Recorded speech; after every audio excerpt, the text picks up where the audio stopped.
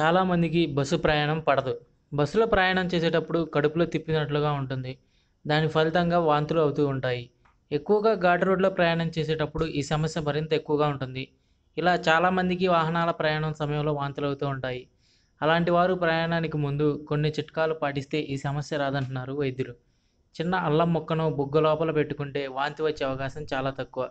అలాగే అల్లంలో calcium, phosphorus, magnesium, iron, copper, zinc వంటి మన శరీరానికి ఎంతో అవసరమైన పోషకాలను అందిస్తాయి. ఒక్కపొడిని చప్పరించిన వాంతుల నుంచి బయటపడవచ్చు. నిమ్మకాయను కొద్ది కొద్దిగా నములుతూ ముక్కు దగ్గర పెట్టుకుని వాసన పీలిస్తే కూడా ఈ సమస్యను తగ్గించుకోవచ్చు. లవంగాలు, సోంపు వంటివి దవడలో పెట్టుకొని చప్పరించిన వాంతులు రాకుండా ఉంటాయి. వాంతులు ఎక్కువగా వచ్చేవారు కారు, బస్సు ఎక్కినప్పుడు ముందు సీట్లో కూర్చొని పరిసరాలను గమనిస్తే ఈ సమస్యను అధిగమించవచ్చు. మరిన్ని తాజా అప్డేట్స్ కోసం ఈ ఛానల్ను సబ్స్క్రైబ్ చేసుకోండి.